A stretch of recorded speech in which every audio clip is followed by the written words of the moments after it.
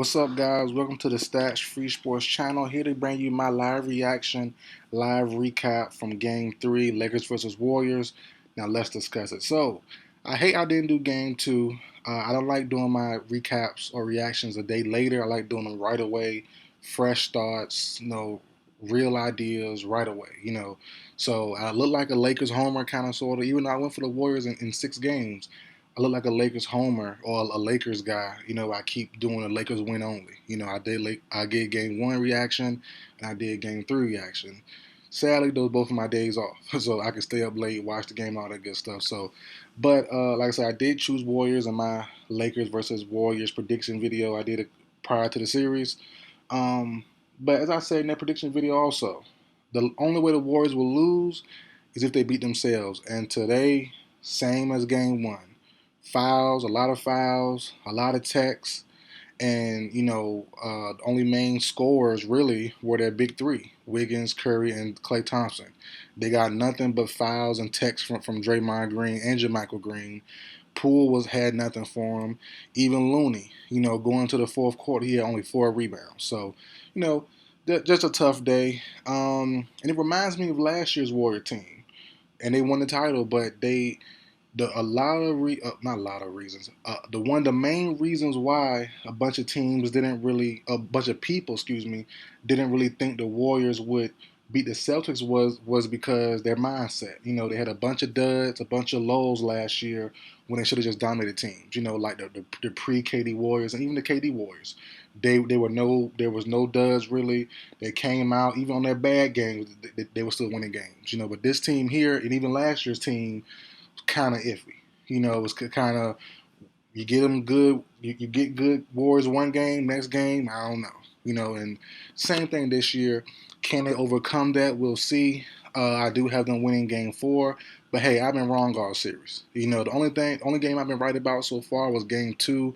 I had game 1 Warriors winning in the close game. I was wrong. I had game 2 Warriors being blowing out the Lakers.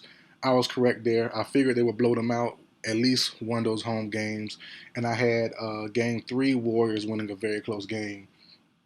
Clearly wrong again. They got blew out. So, I'm still trying to find my grasp on this series, but all in all, though, it's fun. Still one of the better series. Still a must see series. I'm enjoying watching it. Let's go to the Lakers first. Lakers, as I said prior, before I get into the whole Lakers team, I want to talk about Jeff Van Gundy and Mark Jackson. See, I got this from Shannon Sharp a couple years ago when I used to watch Undisputed, first taking all those shows, and I was probably about 3 or 4 years ago. And I heard Shannon Sharp say he watches games with the sound off. He don't want to hear no commentating. He don't hear nothing else. And I used to do that. I do it most of the time. But today I like, hey, might as well hear what's going on. And I just don't understand how Jeff Van Gundy and Mark Jackson don't understand LeBron's 38 years old.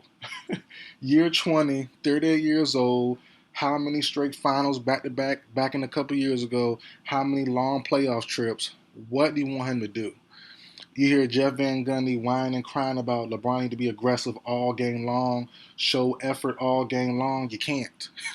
He clearly can. When he does for a good stretch, he's gassed out. And Van Gundy's, and when LeBron does do it for a good stretch, all he says is you should have been doing it all game long.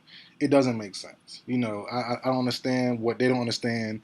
They're basketball guys. They know more basketball than I will ever know. They forgot more than I never know. But they're saying like LeBron's a young 23-year-old stud that he used to be. He's 30 years old with all this mileage. Come on now. He can't keep doing this all game long. But let's get into it, though. Lakers win. First off, D'Angelo Russell came out explosive in the first half. And like I said in my Grizzlies versus Lakers prediction video, back a couple weeks ago now, I said then, the only way the Lakers can win it all, can win the title, is they have to have the other guys. This is LeBron's best cast ever. Reeves can take over for good stretches. D'Lo for good stretches. AD can be dominant on both sides of the ball for good stretches. Schroeder can give you good moments like he did in game 1. Rui Hachimura can give you some good stretches here and there also. So the thing is, you have to really Just let your other guys do the job. Let James fill in whenever he gets a chance to. And I said that from the get go back weeks ago. My reaction to Game One, Lakers versus Grizzlies. So that's coming alive now. And as I said, the Lakers would have win some games. I just thought the Warriors would win in games, would win in 6 games. But Russell had a great first half. AD, as we all knew, would have a great bounce back game. Had a terrible game two, great game three. So that makes sense. That's a norm there. Uh, LeBron, as I said, he pick and chooses spots, which he should be doing anyways on the team that he's able to. And this is the perfect team to do that with. Austin Reeves only has around 7 points, but he gave you good moments. Same for Lonnie Walker. Came in there, good offense, good defense, didn't play poorly on either side of the ball, gave you good short minutes. Only thing really, I really wish the Lakers had was a good backup big. And I really thought that would be Mo Bamba. They need to give AD some rest. You see in certain moments there, ADs and LeBron are walking and huffing and puffing. They're tired. They're gonna be worn out. My worry is, even if you beat the Warriors, you're gonna have to play the Nuggets most likely, dealing with Jokic. Well, I think they definitely can, but it's gonna be tough. Former MVP, two-time MVP. I think should have been the third. I think that the media narrative kind of switched that around. But man, it's tough. It's tough, and trying to keep up with this team will be tough as well. So if Davis can string along great back-to-back games and get this out of here in 5 games, that'll be ideal. The ideal thing to get some rest, to get out the way, but it's gonna be tough. This Warriors team will click again most likely, probably next game. So for Lakers fans, and not me, because I'm definitely not a Lakers fan, but I definitely thought the Warriors would win in 6. I just thinking, they need to get this out of the way quick, fast, in a hurry. But the way AD has been trending, it won't happen unless they win without him playing well. So we'll see what happens in Game 4. But on to the Warriors. As I said, just a bad night. Clearly, Draymond had nothing on offense, nothing on defense. Steph had nothing really. Steph had a quiet 20 plus points. Wiggins probably was the best player on the Warriors team tonight. Only scored around 20, but he rebounded the ball really well. Had some great moments. Had that big slam dunk in the third quarter over Anthony Davis. He played well. Good defense on LeBron James. So I like Davis's game today. Not Davis, excuse me. I like Wiggins' game today, and he was the only one that came to play really, to be honest. So, but Clay had a quiet 15 to 20 points. And that's really it. Poole had nothing for him. So that's just one of them dull games. The lows the Warriors from last year team did, and it's a carryover game from this year.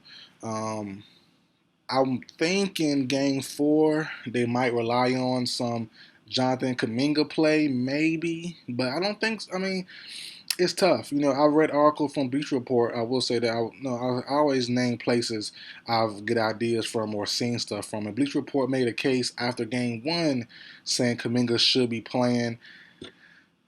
I can see it, but I don't, because he's not really a great shooter right now. So he would have to drive in and still have AD there.